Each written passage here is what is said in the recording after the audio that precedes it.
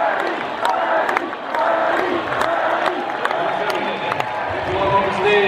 President of the United States.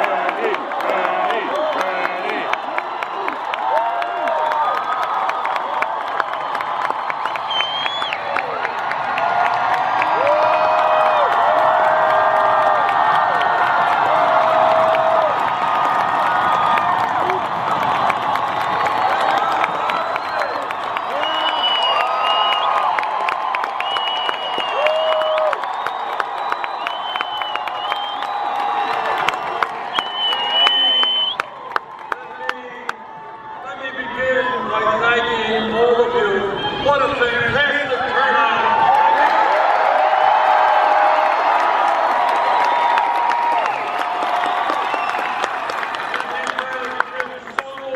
And Francis Fisher, Hollis Longware, and Adriana Aravallo, and Gil Zanilio, Kendrick Sampson, and let me give a special thanks to a very good friend of mine and one of the great actors in our country, Danny Glover.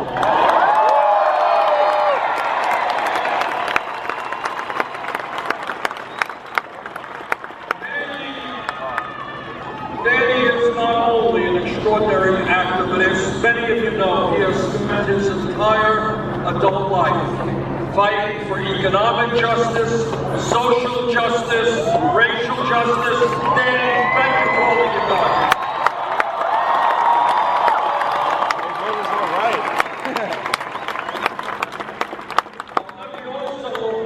Opportunity to say a word of thanks to the people of Kentucky.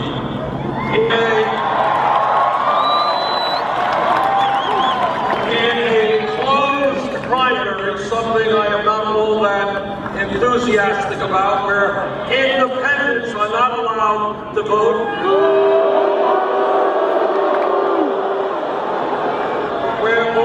where Secretary Clinton defeated Barack Obama by 250,000 votes in 2008.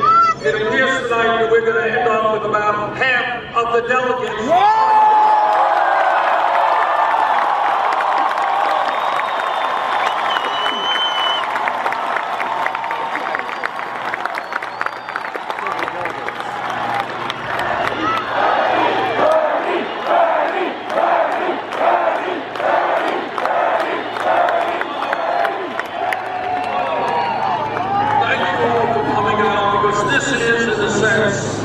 The beginning of the final push to win California.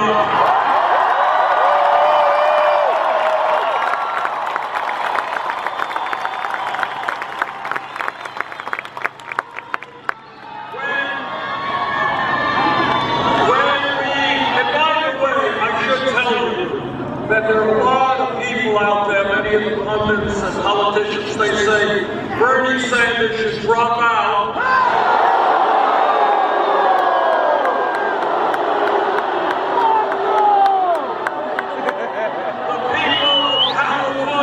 Should not have the right to determine who the next president will be. Well, let me be as clear as I can be. I agree with you. We are into the last battle.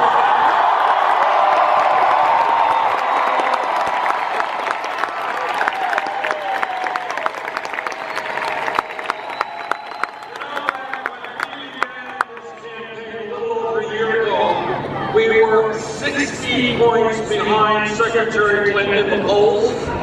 We had no political organization, no money, very little name recognition. The media and the determined that we were a fringe candidacy. Nobody thought that this campaign was going anywhere. On top of all that, we were taking on the most powerful political organization in the country, an organization that elected Bill Clinton twice and ran a strong campaign for Hillary Clinton in 2008. Well, a lot has changed in the last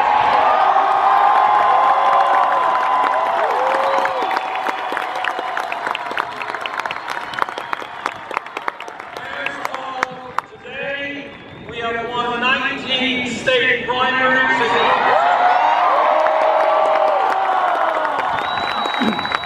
over 9 million votes. No one can predict the future, but I think we have a real shot to win primaries in a number of the states that we will.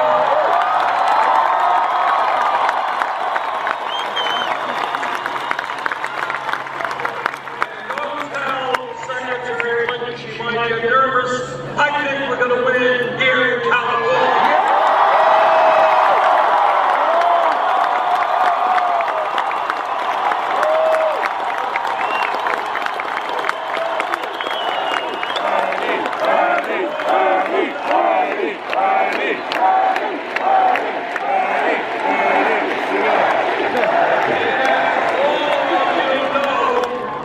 California has 475 pledged delegates.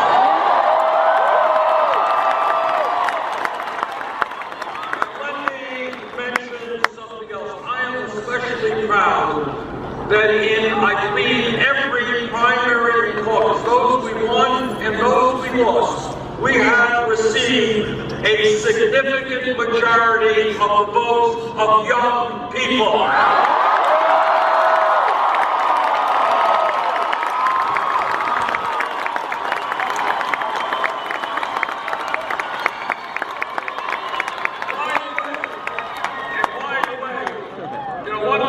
About getting older, the older you get,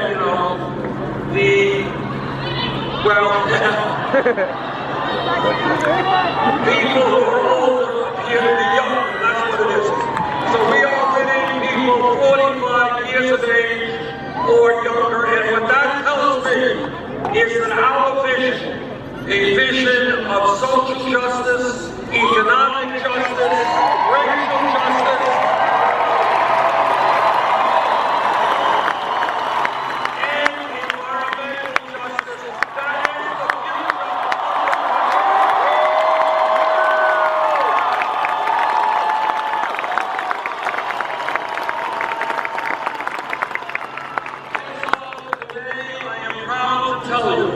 that taking on virtually the entire Democratic establishment, almost all of the senators, the members of the House, mayors, governors, we have won over 45% of the pledged delegates.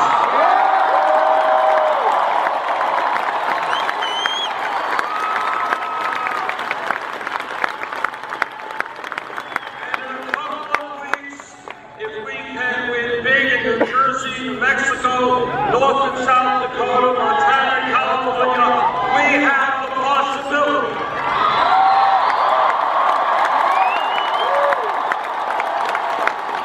It will be a steep climb, I recognize that, but we have the possibility of going to Philadelphia with a majority of the pledged delegates.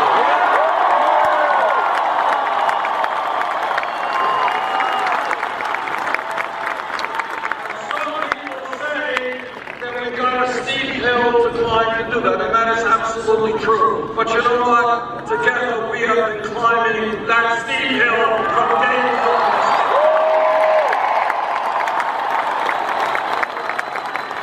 We're going to continue to fight for every last vote until June 14th, and then we're going to take our fight into the convention.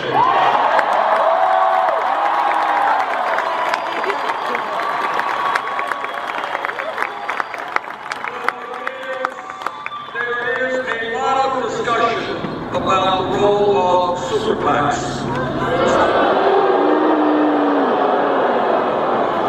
And I am very proud to tell you that I am the only candidate running for president who does not have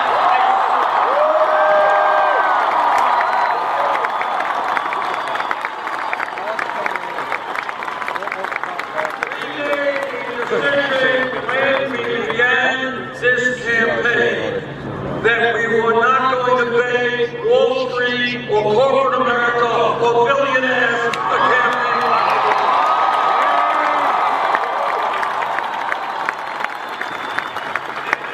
like today, a super PAC. We have received almost 8 million individual campaign.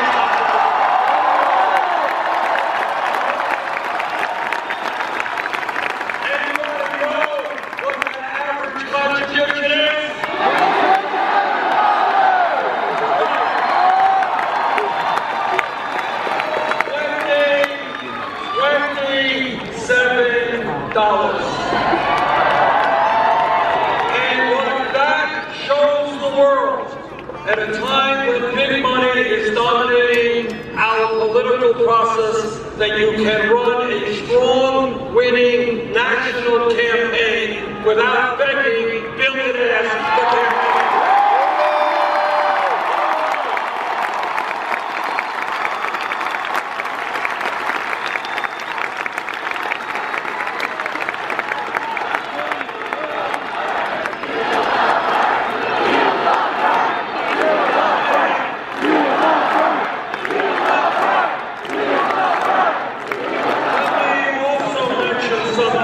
That a lot of people may not be aware of, and that is that virtually every national and state poll taken in the last 6 weeks, in all of those polls, we are defeating Donald Trump.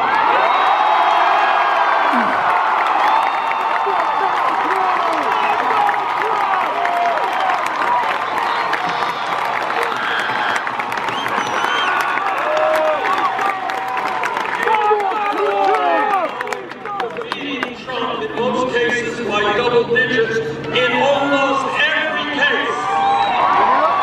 In almost every case, whether it is a national poll or a state poll, we do much better against Trump than does Secretary Clinton.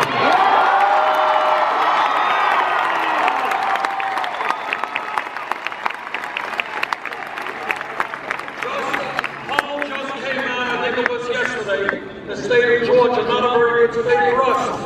Trump was beating Secretary Clinton by 4 points. We were beating him by 5 points.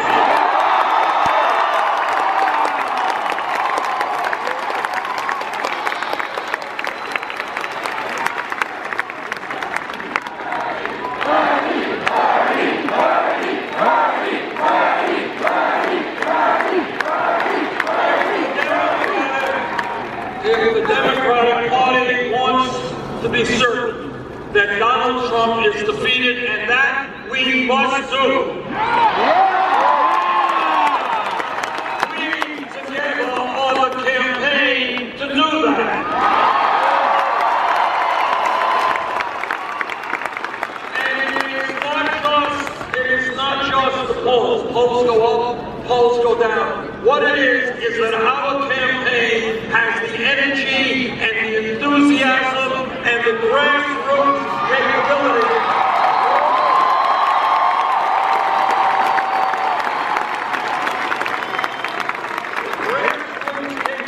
to make certain that in November, in the general election, we have a huge voter turnout.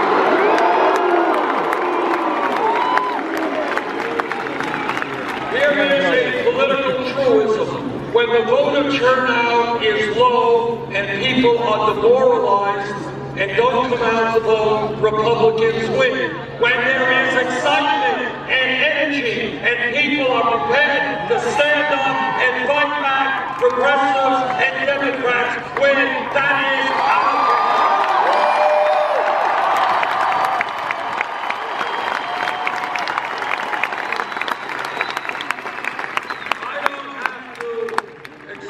to anybody here that the American people will not elect a candidate like Donald Trump who insults Mexicans and Latinos.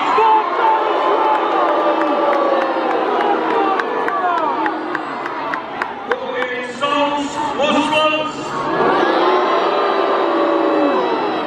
who insults women and veterans, and who is a leader of the so-called birther movement trying to delegitimize the presidency of our first African-American president. We will not accept as president a man who wants to give hundreds of billions of dollars in tax breaks to billionaire families like his, but who has told us that we don't have to worry about raising the starvation minimum wage of $7.25 an hour. We will not accept a president who recklessly talks about using nuclear weapons and who changes his mind every day on every issue.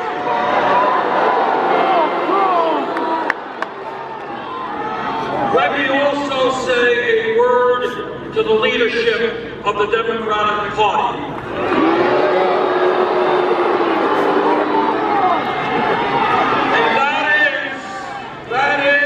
The Democratic Party is going to have to make a very, very profound and important decision. It can do the right thing and open its doors and welcome into the party people who are prepared to fight for real economic and social change.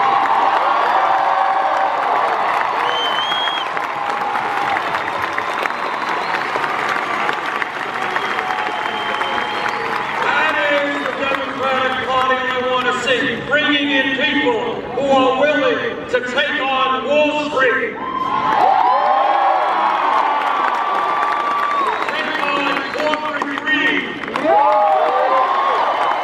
and to take on a fossil fuel industry which is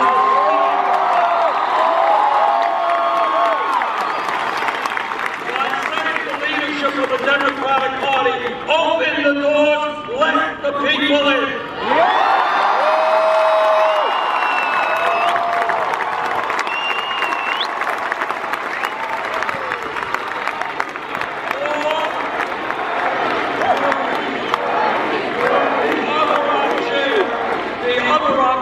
For the Democratic Party, which I see as a very sad and tragic option, is to choose to maintain its status quo structure, remain dependent on big money campaign contributions,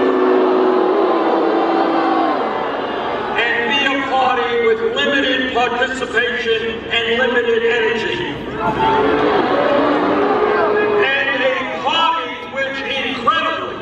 Is allowing a right-wing extremist Republican Party to capture the votes of a majority. And I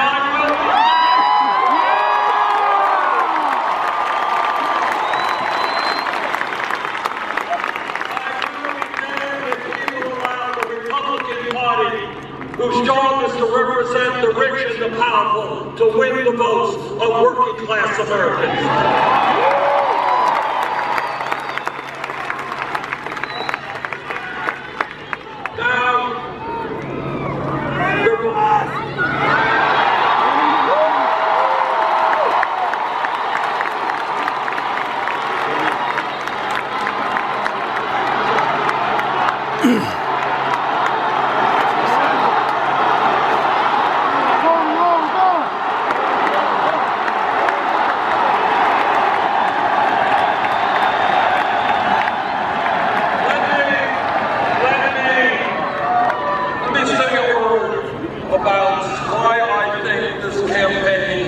Is doing so well. And you know why? Because we are doing something very unusual. We are telling the American people the truth.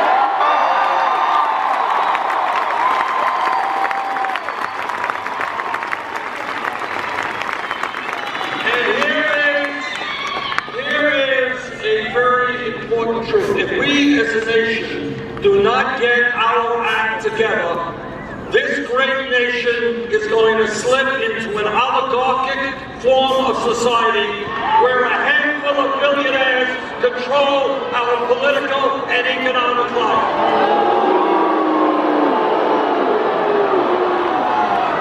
Let me tell you how absurd it is. Just announced the other day, the Koch brothers, second wealthiest family in America,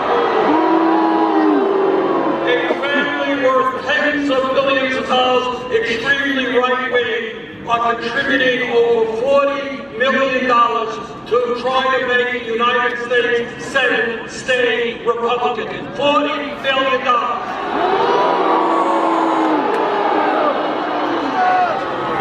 And here is what is even crazier. A guy named Sheldon Adelson, also one of the wealthiest people in America. This is a billionaire who is prepared to contribute huge sums of money to another billionaire named Donald Trump. The American people are sick and tired of billionaires running our economy and our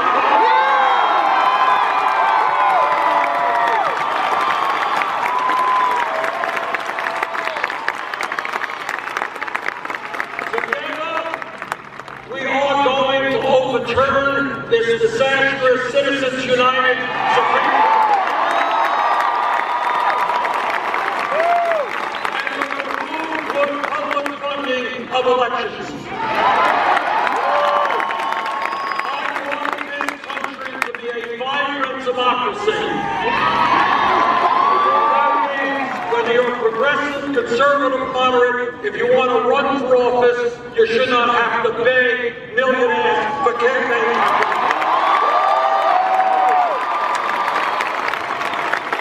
I want this country to have one of the highest voting turnout rates in the world, not one of the lowest.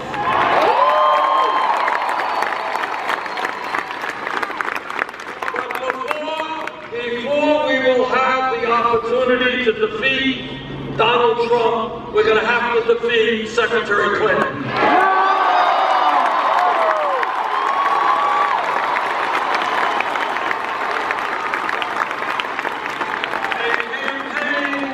A campaign is about issues and ideas, and let me very briefly and straightforwardly tell you some of the differences between Secretary Clinton and myself.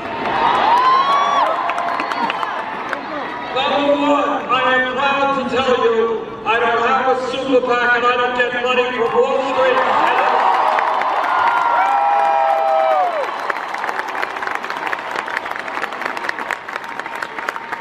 Secretary Clinton has a number of super PACs. And in the last filing period, reported receiving $15 million from Wall Street. Our job is to take on Wall Street, not to take their money.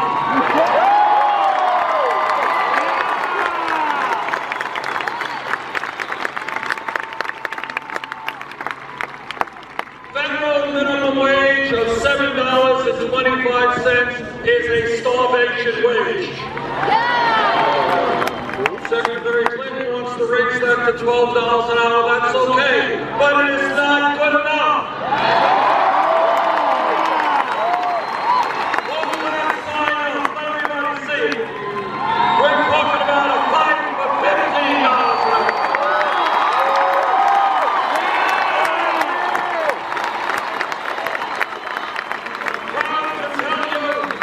I am proud to tell you I've been on the picket line with those workers. They are standing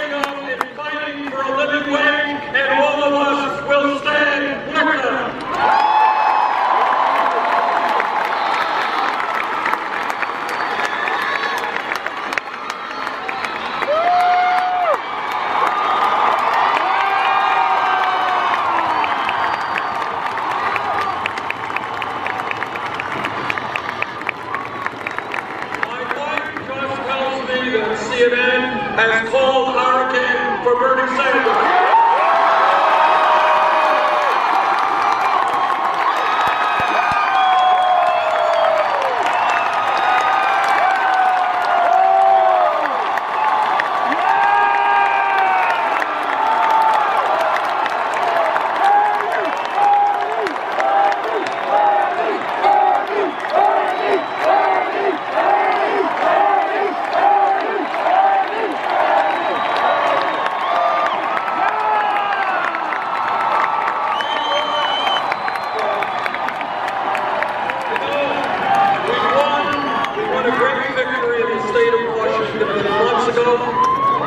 We just won Oregon.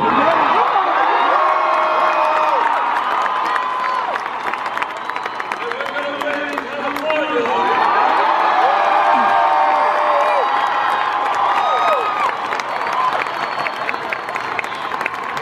I am getting to like the West Coast.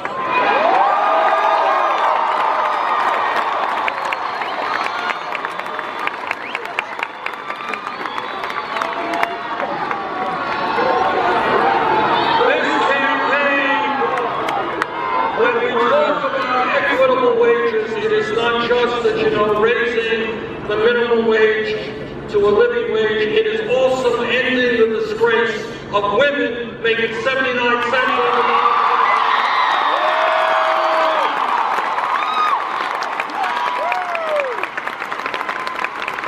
Together, I know that every man here will stand with the women in the fight for pay equity.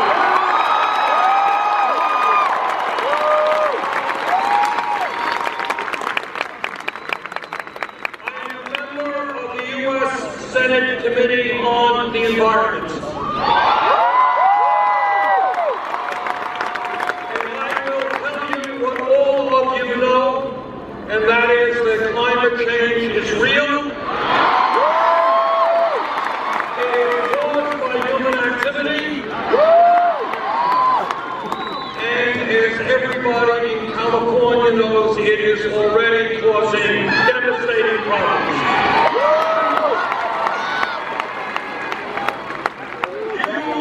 California have witnessed the devastating impact of climate change with your own eyes.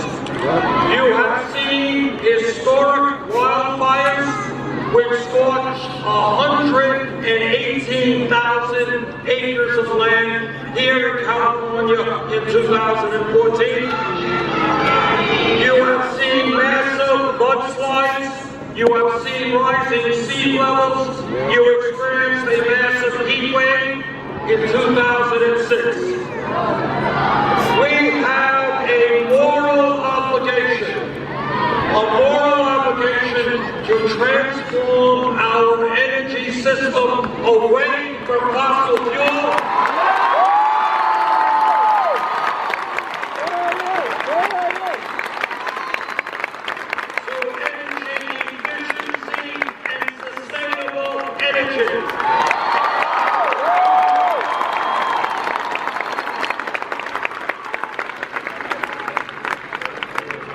In my view, if we are prepared to be aggressive in transforming our energy system, we need a tax on carbon.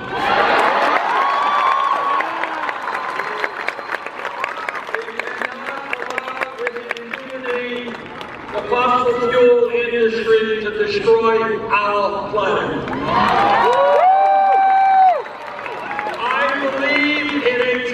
On carbon, because I see climate change as one of the great global crises that we face. Secretary Clinton does not support a tax on carbon. One of the great crises that we are beginning to see unfold is whether or not in our country and around the world we will have the clean drinking water that our people need. That is why I believe we should move to a ban on fracking.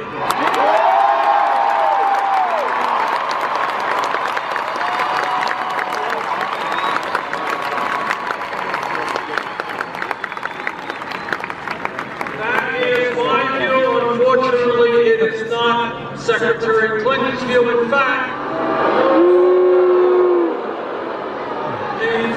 when she was Secretary of State, she pushed fracking technology onto countries around the world.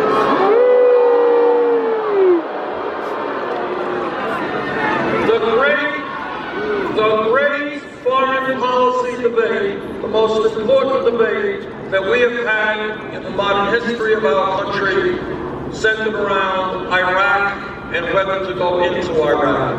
I listened very carefully to what President Bush, Dick Cheney, and the others had to say. I voted against that war.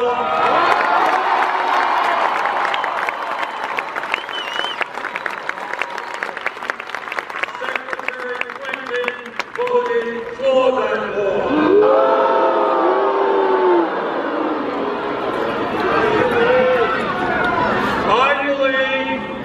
That when you have a handful of large financial institutions on Wall Street, institutions who have a business model of fraud,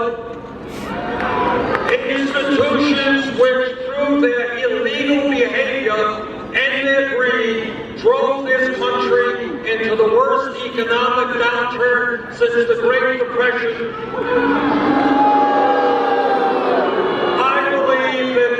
Is the time to break them up.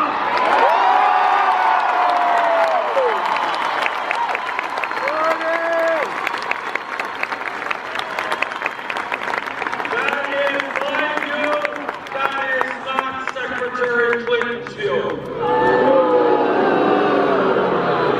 One of the reasons that the middle class of this country has been in decline for the last 35 years has to do with a disastrous trade policy which has ended up shutting down thousands of factories in America as companies shut down here, the workers out on the street, and moved to China and other low-wage countries.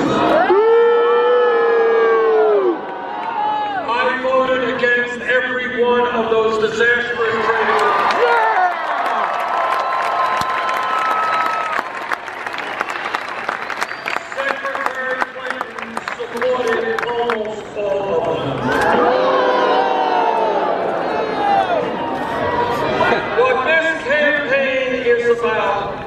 Is whether or not we are going to create an economy that works for all of us, or an economy that continues to work for the 1%.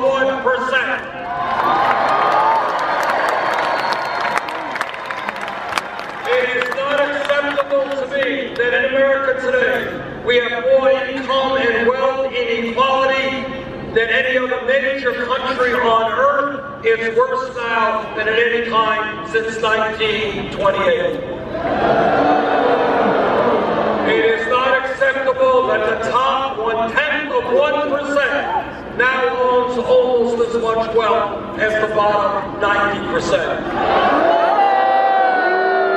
It is not acceptable to me that in my state of Vermont and here in California, and all over this country, we have millions of people who are working not one job, but 2 jobs and 3 jobs to cobble together the income and health care they need.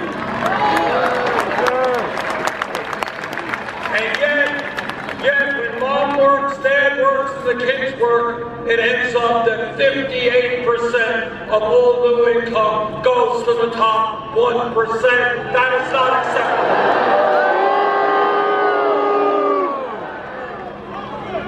This campaign is listening to the American people and not just the wealthy campaign contributors. This campaign is listening to young people.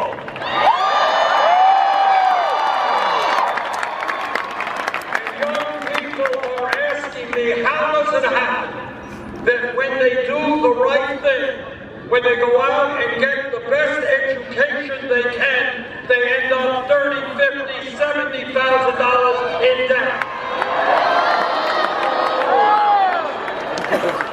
We people for getting an education, we should reward them.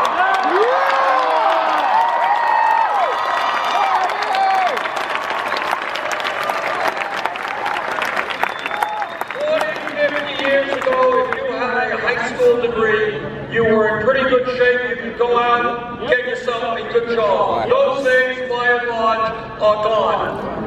We have a changing economy, changing technology, and a changing global economy. We need to have the best educated workforce in the world.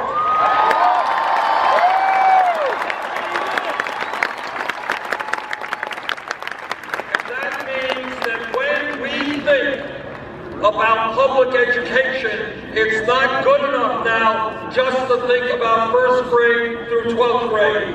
We need to make public colleges and universities tuition free.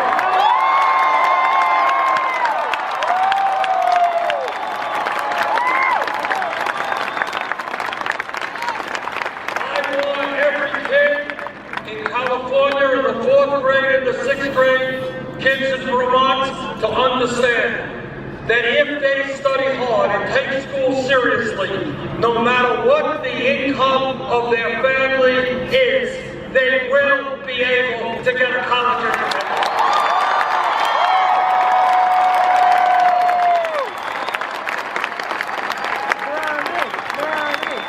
How many people here are carrying student debt right now?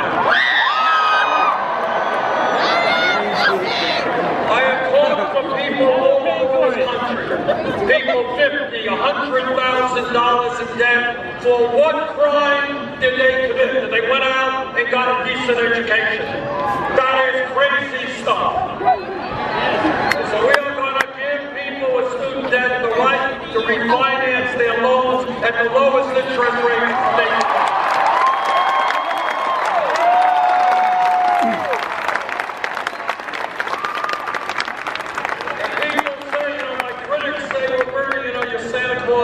You're giving away free tuition, you're going to lower student debt, how are you going to pay for it? I will tell you exactly how we're going to pay for it.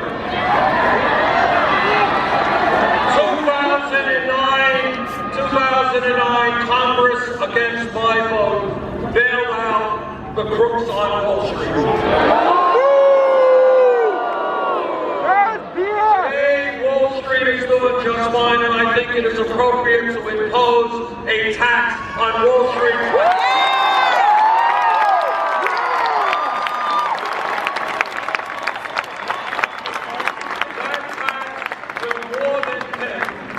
Free tuition in public colleges and universities and lowering student debt.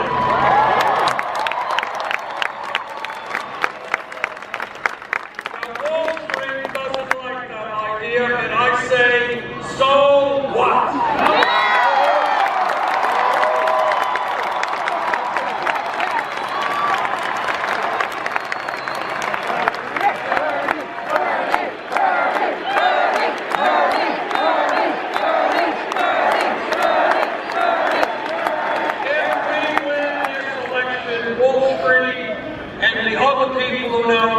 Country are going to learn a very profound lesson, and that is they will not continue to get it all.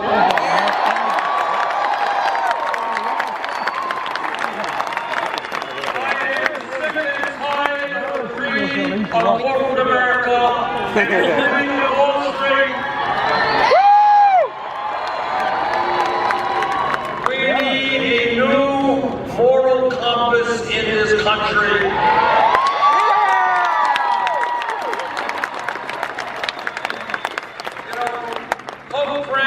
Talks about a moral economy, and I agree with them. That's what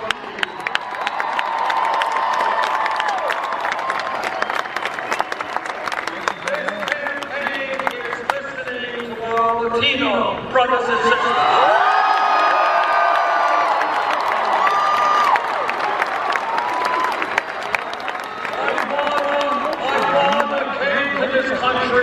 At the age of 17, without a nickel in his pocket, so I know a little bit about the immigrant experience.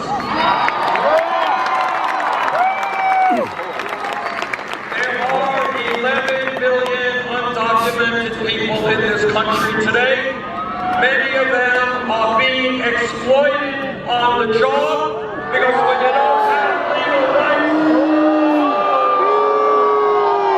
don't have legal rights, you can't stand up and protect yourself. And that is why I believe we must pass comprehensive immigration reform and enhancement.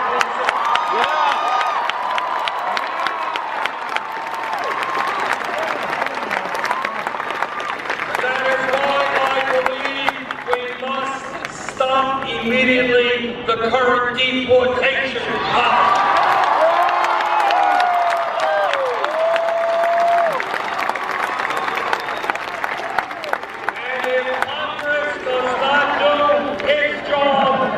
Use the executive powers of the presidency.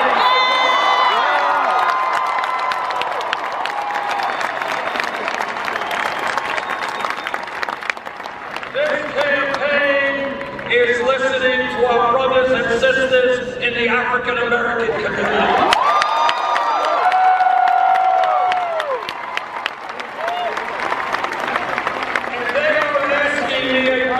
Simple but important question. How does it happen that this country has trillions of dollars to spend on a war in Iraq we never should have gotten into, but somehow we don't have available funds to rebuild our inner cities?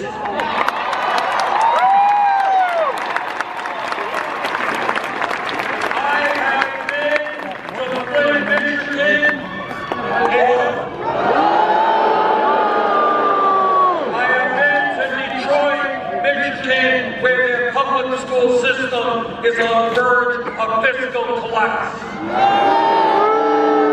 I have been to Baltimore, Maryland, where tens of thousands of people are addicted to drugs and don't have the treatment available to get them off that heroin.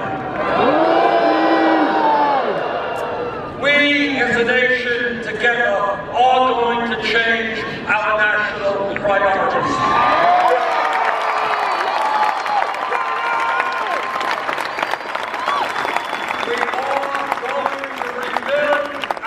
Cities, build affordable housing, create decent schools.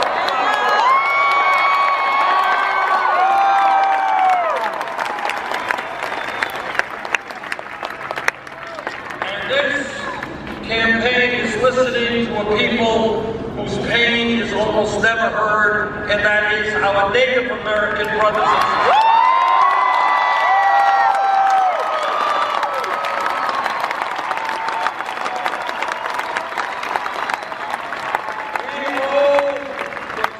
Americans a debt of gratitude that we can never repay. They have taught us so much, including the very important lesson that as human beings, all of us are part of nature. We must live with nature.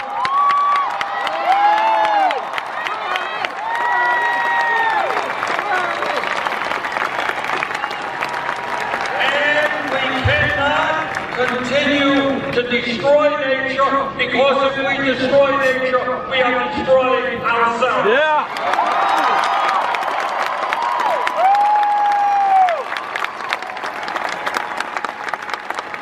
Together, this campaign and our presidency are going to reform a broken criminal justice system.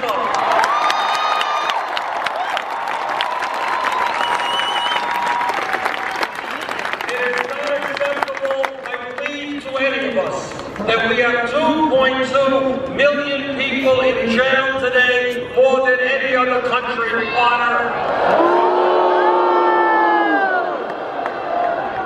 Instead of seeing kids around this country in inner cities or in rural America experience 40–50% unemployment rates, we are going to put those kids to work in good jobs.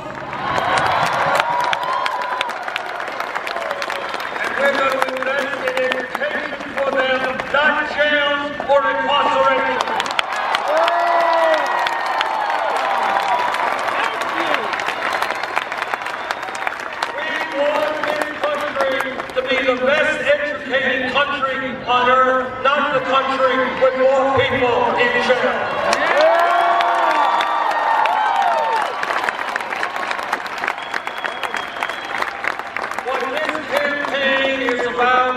thinking outside of the box, outside of the status quo.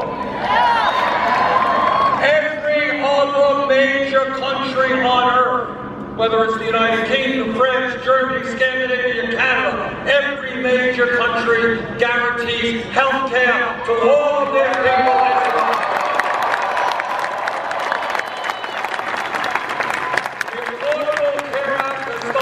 Very good things, but we have a lot more to do. I believe from the deepest part of my soul that healthcare is a right, not a privilege.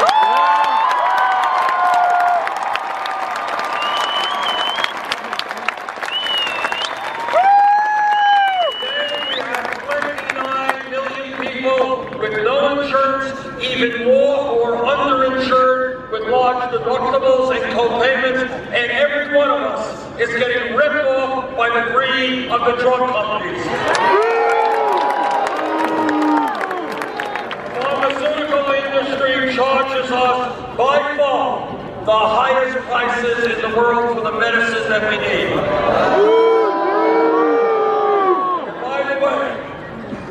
On the ballot in November here in California, you're going to have a proposition making sure that California can control the outrageously high cost of prescription drugs. I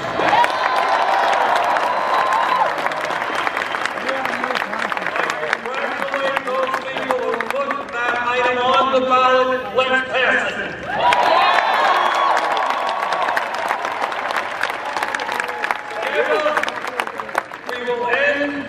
The fact that we are the only country, major country without health care for all, that we pay far more per capita for health care than any other country. We're going to end that by passing a Medicare for all health care system.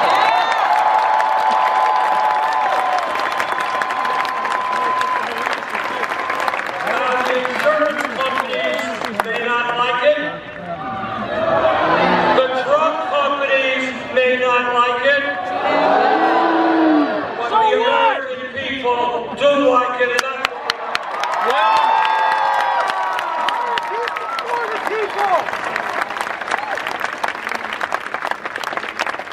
This campaign understands a very important historical lesson.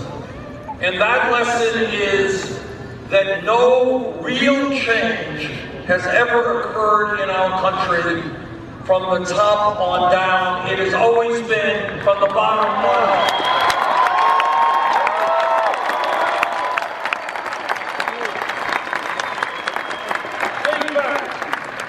Think back 120 years ago when workers in this country were forced to work 7 days a week, 14 hours a day. They had no rights on the job. Think about the children, 10, 11 years of age, losing their fingers in factories. And what the working people of this country said, sorry, we are human beings, we're not beasts of burden, we're going to form trade unions and negotiate contracts.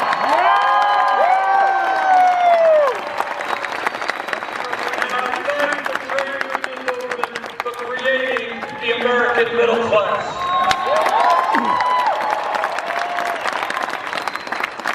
Think about 150 years ago, in the midst of the abomination of slavery, there were African Americans and their allies who were prepared to go to jail, to get beaten, to get lynched, who stood up and said the day will come in this country when we will end racism and bigotry and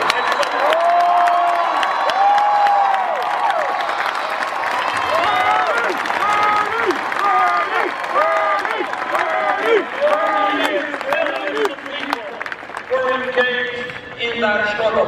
Think about where we were as a country 100 years ago, not such a long time ago.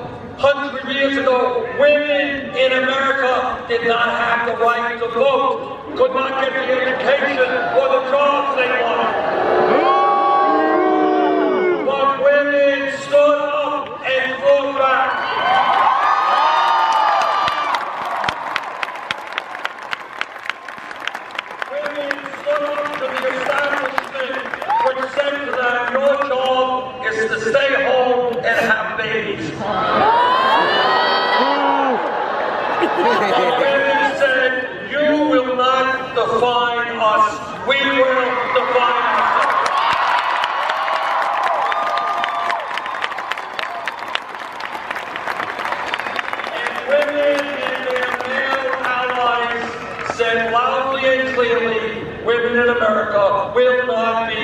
second-class citizen.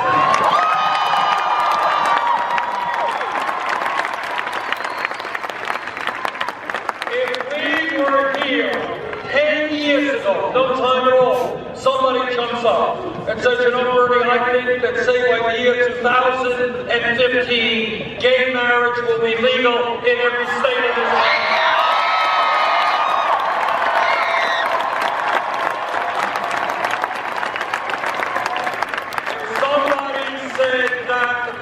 Next door would have said, you are nuts. What happened? But what happened is the gay community and their straight allies stood up against incredible bigotry.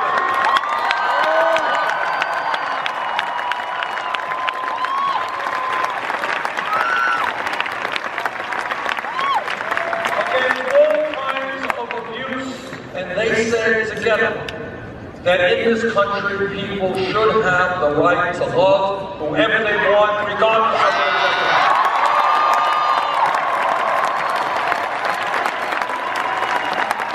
Let me give you a more contemporary example. If 5 years ago, somebody here stood up and said, Bernie, you know, this $7.25 minimum wage, that's really awful, it's terrible, we gotta raise it to $15 an hour. The person next to him would have said, $15 an hour? You are nuts. You're thinking too radically. You're an extremist. But then what happened, we got some of them here. Workers in the fast food industry went out on strike.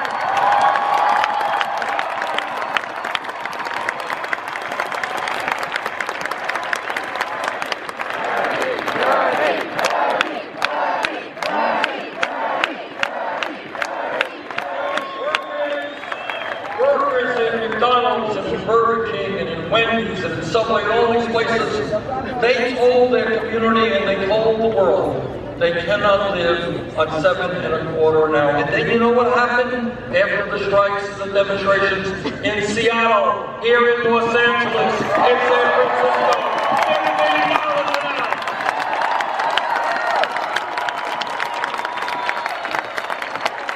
And if I have anything to say about it, and I will as president, $15 an hour in every state in this country.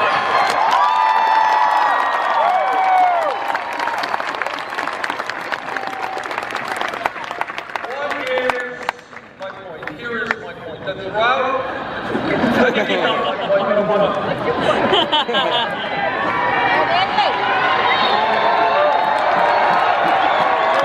what should you think about this? Throughout history, people looked around them. And if they were a worker working 7 days a week with no power, they saw that as being unjust, unfair. They stood up and they fought back. In the days of terrible segregation and slavery, people said, America will not be racist. Women fought back. The gay community fought back. Low-income workers fought back. That's what change is about. And right now, from coast to coast, and I've been from Maine to California, I am seeing millions of people looking around them, and they're saying, wait a second, what is going on in our country when we have such a grotesque level of income and wealth inequality, and almost all new income and wealth is going to the top 1%? What is going on when the middle class continues to disappear? And we have more children. We have a higher rate of childhood poverty than almost any country on earth. What is going on when we are the only major country on earth not to guarantee paid family and medical aid? Not to guarantee health care to all people? What is going on when women are making 79 cents on the dollar? Young people are leaving school $50,000 in debt. Now, what the establishment wants you to believe is that real change, effectively dealing with these issues, isn't possible. It's too big, it's too radical. The options they want to give you, the media wants to give you, Congress wants to give you. Should we cut food stamps or should we cut education? We do not accept those choices. We're going to ask.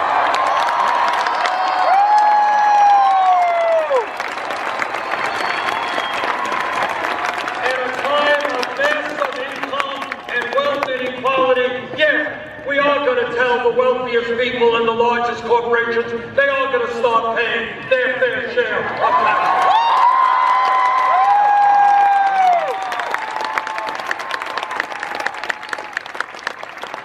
If the American people are prepared to reject the Donald Trumps of the world who want to divide us up, they want to divide us up.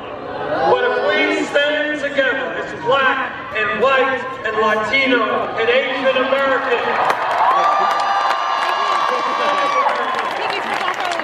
if we stand together as gay and straight, male and female, if we stand together as people born in this country and people who have come into this country,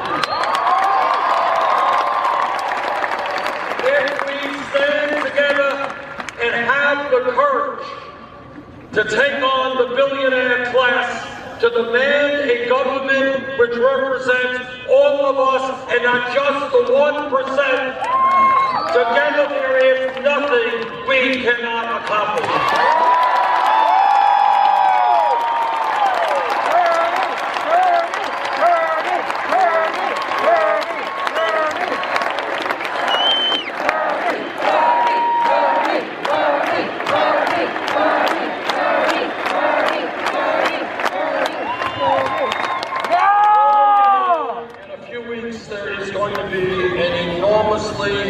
Important primary here in California. Bernie wins Oregon!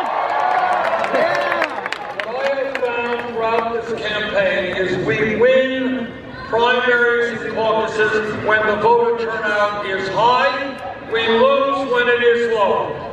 Let us have in the California Democratic primary the largest voter turnout in the history of